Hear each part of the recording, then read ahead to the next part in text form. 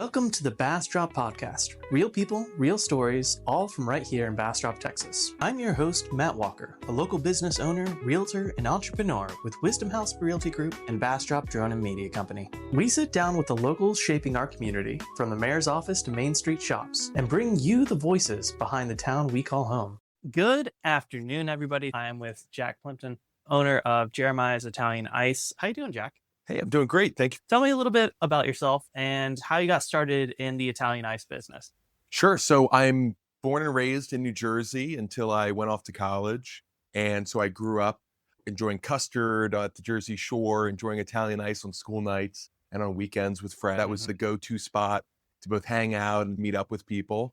I ended up working for my uncle Gennaro. He was my Italian uncle. And he had a bakery in South Jersey. I ended up loving the dessert world at an early age. I'm from the East Coast as well. You know, it's very prevalent out there. It's not around here very much. I think maybe if you go out to the beach, you might be able to find a Italian ice place. I also didn't know that you worked for an actual, like your uncle is Italian and he had full Italian ice. So that's cool. Yeah, his focus was more cakes, but I was in that dessert world, filling cannolis and doing a lot of that fun stuff. That's awesome. So what inspired you and Allie to start Jeremiah's Italian Ice? Was it a lifelong dream or something you stumbled upon?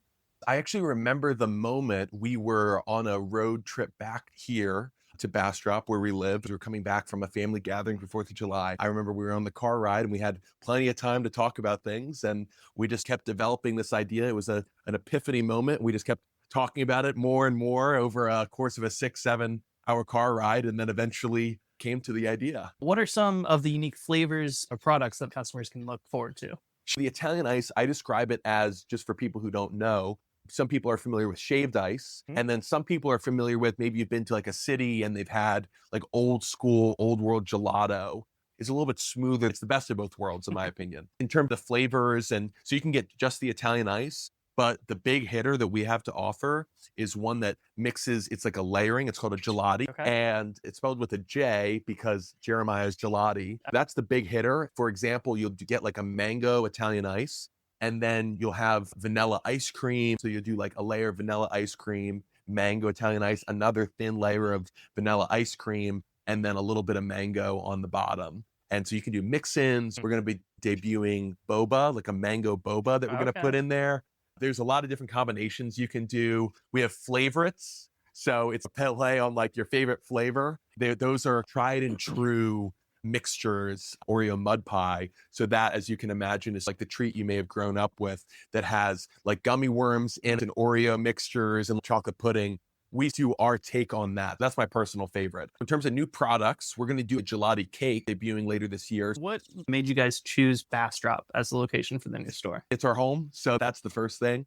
We've planted our flag here in the ground we want to start a family here. We saw a brochure of the Bastrop Music Festival. And we came and we realized we saw kids over at Neighbors running around down the hill and people just enjoying themselves and totally at ease, relaxed, enjoying local artists. And we were just, whoa, did we walk into a TV show? This place is remarkable. And so we instantly fell in love with it. And then we realized if we're going to make our home here, we want to find ways that we can give back to this community in ways that there's a need, a solution for a hot summer. We can address that. But there's also a need in many other ways. That's awesome. Yeah. It's definitely a super family-friendly town. Yeah. My kids have ran up and down that hill many times. What steps did you take to launch this business in Bastrop, especially for any other entrepreneurs who's considering opening something new in the town?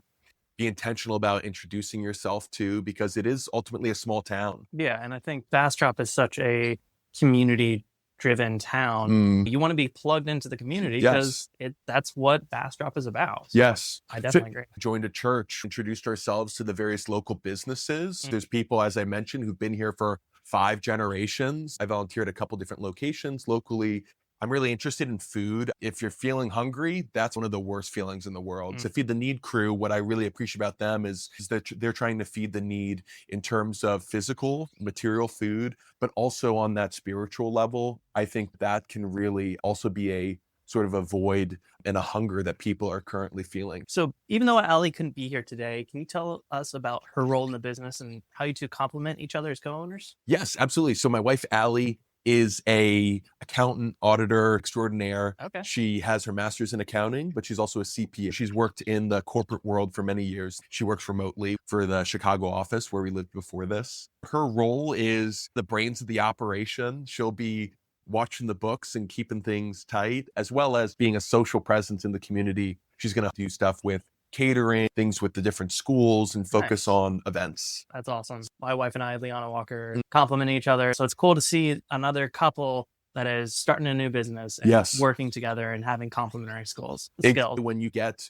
two different people with two different perspectives on the same page and synergized, it feels magic happening. Can you give us a peek into the day-to-day operations and what a typical day looks for you and Allie? So for me, I'll be open from like around noon till pretty late, maybe 10 o'clock. Allie will be able to hop in and out depending on her schedule. So if you don't see me in the shop on the weekends, I'm probably at an event, whether it's at a birthday party or it's at a church event, or it's at a block party or something fun like that in town. So she'll be helping me with those kind of events as well. What advice would you give young entrepreneurs who are wanting to start their own business, especially in the food industry? Start early. It takes maybe twice as long as you think is realistic. It's going to take twice as long.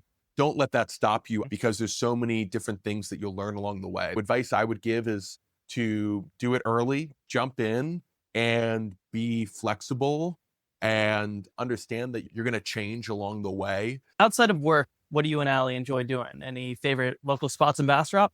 Our favorite thing is, sounds boring, but for people who know Bastrop, our favorite thing is just walking around town. We have a dog, so we love walking buggy our white Pyrenees around town, whether it's past Tracy's. There's all these historic homes that we love admiring and seeing different people's house projects. As the local realtor, there's a ton of beautiful homes. Yes. On Bastrop.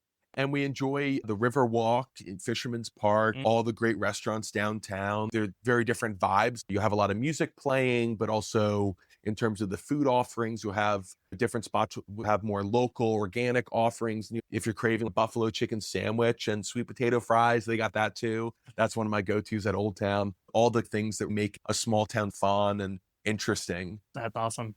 I appreciate it so much for taking your time out of your day to chat with us today. Can you let our listeners know where they can find more information about Jeremiah's Ice and the grand opening? Yes, absolutely. Grand opening will be probably late summer. We're about to launch socials on Facebook and Instagram under Jeremiah's, but we will also specify that we're the Jeremiah's in Bastrop. Awesome. Thank you for having me. Absolutely. I appreciate it so much, and I hope you have a great day. Thanks for listening to Bastrop Podcast. If you enjoyed this episode, follow us on Instagram at wisdomhouse_tx and share it with a neighbor. We're here every week with the new conversations from people who make Bastrop feel like home. Got someone you think we should interview?